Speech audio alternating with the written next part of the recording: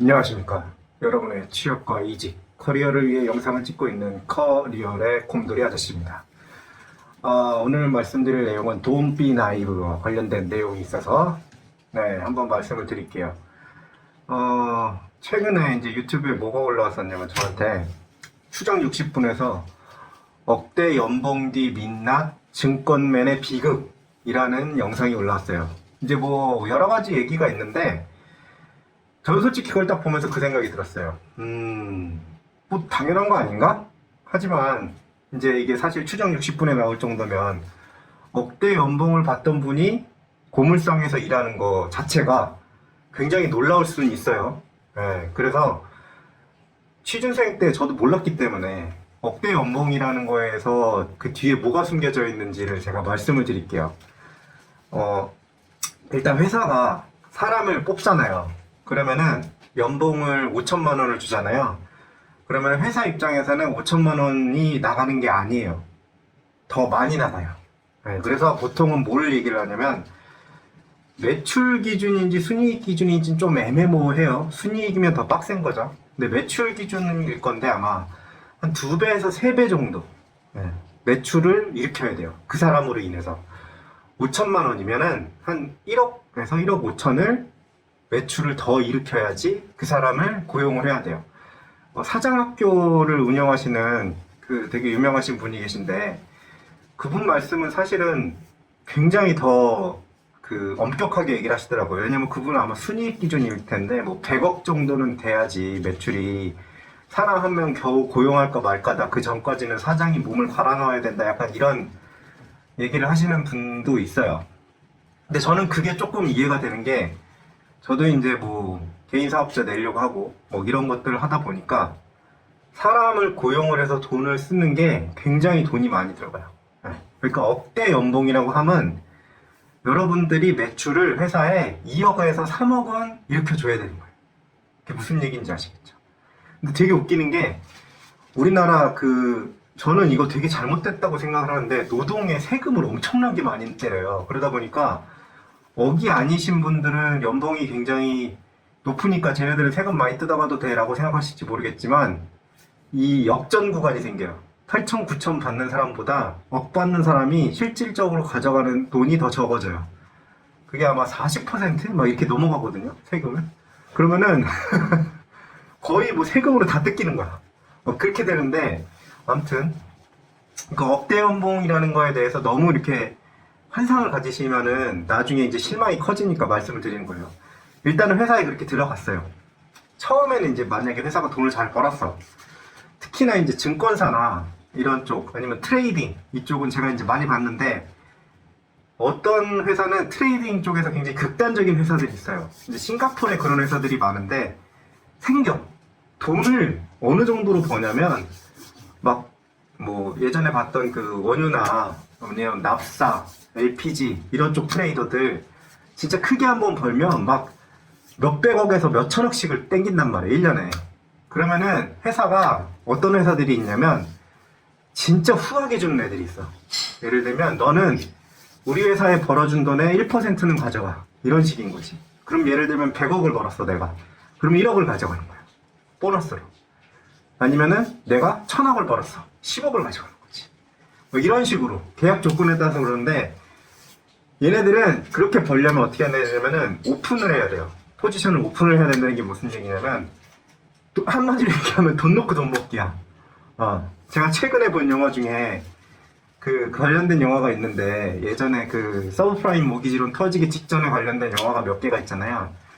그 중에 이제 마진콜이라는 영화를 봤는데 거기에 나오는 그 트레이딩이 굉장히 좀 현실이랑 비슷해요. 약간 잠깐 이렇게 쭉 하고 지나가는데 트레이더끼리 막 서로 막 물고 물리고 막 이렇게 하면서 던지고 막 그거를 받아내고 뭐 진짜 말도 안 되는 쓰레기 같은 상품인데도 불구하고 그걸 팔고 그걸 모르고 속고 사고 아니면은 그 트레이더도 그걸 먹은 다음에 자기들이 마진을 붙여서 어디다 팔 수 있다고 생각하니까 그걸 사는 경우도 있고 그런 식으로 막 서로 뒤통수 치고 막 이러면서 돈을 엄청 많이 땡겨가는 경우가 있단 말이에요. 그래서 싱가포르 같은 데 가면은 가끔씩 포르쉐가 거기 되게 교통법규 엄하기로 유명하잖아요.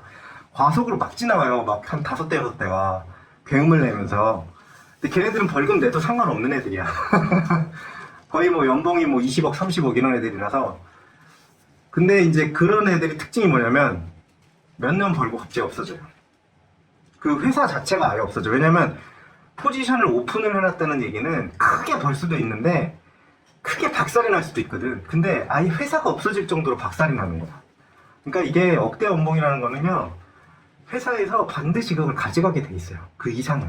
회사에서 여러분들한테 이유 없이 억대 연봉을 주는 경우는 없어요. 네. 그거 진짜 없어요. 그런 경우는 없어요. 아예 없다고 생각하시면 돼요. 있는 경우는 있지. 아빠가 회장이야.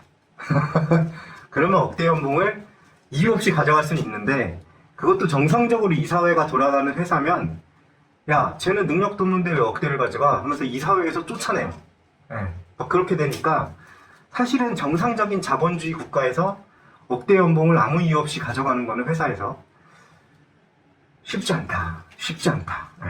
자기 회사에서도 심지어 쉽지 않다. 왜냐? 자기 회사에서 아무 이유 없이 자기가 억대를 가져간다. 할 수는 있지. 근데 이제 직원들이 보겠지. 그리고 내가 억대 연봉이 안 된다는 얘기는 내가 어느 회사를 소유하고 있는데, 그럼 내 회사의 매출이 10억도 안 된다는 얘기거든. 근데 뭐 그러면은 내가 일으킬 수 있는 매출이 사실은 내 회사의 그 능력이잖아요. 진짜 개인 회사면. 근데 내가 억대 연봉도 안 된다? 그러면 그 회사는 거의 뭐, 네, 끝장난 거죠. 아무튼 그래서 자본주의 사회에선 제가 볼 때는 그냥 억대 연봉인 건 없어요. 그러니까 이 증권맨의 비극도 사실은 비극이 아니고 어떻게 보면은 당연한 거야. 억대 연봉을 초반에 받았잖아. 그리고 증권사가 그때 돈을 한참 잘 벌 때가 있었잖아요. 근데 그게 꺾인 것일 뿐이야. 그러니까 이 부분에 대해서 준비를 하고 있던 사람들은, 아, 내가 언제든지 조직에서 떨려나갈 수 있고, 나는 예를 들면 내 커리어는 증권에서 계속 트레이딩을, 내가 이렇게 트레이딩이 엄청나게 스트레스 받거든요. 그게 제가 알기로는 그 오픈 포지션 잡는 사람들은 특히나 더 스트레스를 받아. 왜냐면은 그거 자체가 자기 돈이랑 또 연관이 돼 있고 회사가 아예 없어져 버릴 수도 있는 리스크가 있기 때문에 진짜 하루하루가 피를 말린단 말이에요. 근데 이런 사람들은 나중을 생각을 해봐야 되는 거지. 아, 내가 이거를 예를 들면 내 트레이딩한 경력을 바탕으로 뭐 교육 사업에 뛰어든다든지, 아니면은 나는 뭐 개인 사업을 또 만들어 보겠다든지, 트레이더들을 고용을 해가지고 내가 회사를 한번 돌려보겠다든지, 이런 식으로 이렇게 커리어를 발전을 시켜 나가야지, 그냥 이러고 있다가는 회사가 무너져서 같이 그냥 다 무너지는 거예요. 그러니까 이게 예전에 제가 굉장히 여러 번 추천을 드렸던 커리어 관련돼서 그 커넥팅.tv, 그 형님도 말씀을 하셨지만 그거예요.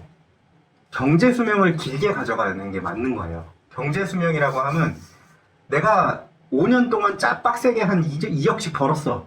10억 벌고 나 은퇴해야지. 이렇게 되면은 이게 또 그것도 있거든. 그분은 말씀을 안 하셨지만 이것도 있어요. 그 상방 경직, 하방 경직성이라는 게 있어. 그러니까 소비는 늘리면 늘릴수록 밑으로 내려가기가 힘들어. 내가 1년에 2억을 벌었었던 사람이잖아요. 그러면은 거의 2억 가까이 써요. 네. 마진콜에서도 나오는 얘기지만 거기서 팀장이 한 10억 가까이 벌었는데 자기 거의 그 돈 다 썼다고 그랬거든.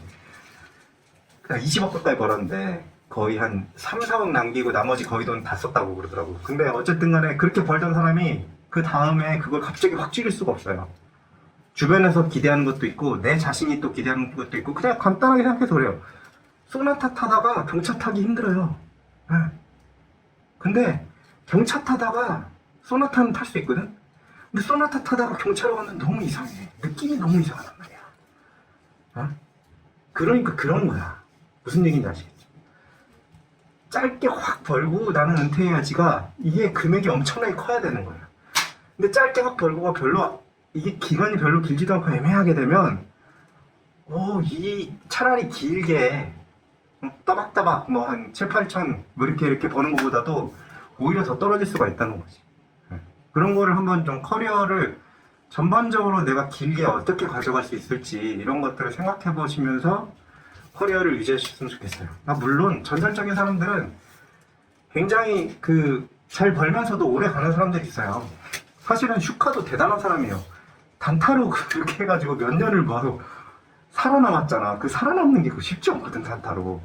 아무튼 어쨌든 오늘은 커리어 이제 억대 연봉 너무 부러워하지 말자. 가늘고 길게 가는 것도 어떻게 보면 방법인 거고, 가늘고 길게 가다가 내가 뭔가 대박을 쳐가지고 대박을 날 수도 있는 거고, 그렇게 하면서 내가 어떻게 미래를 잘 이렇게 생각을 해봐야 되는 거지. 막 너무 이렇게 막 그 달콤한 그 막 억대 연봉 줄게, 아니면 뭐 그런 되게 리스키한 직업들, 그런 것들에 대해서 좀 경계심을 가지고 봐야 된다. 오늘은 그런 말씀을 드려봤습니다. 도움이 되셨다면 구독과 좋아요 부탁드립니다. 감사합니다.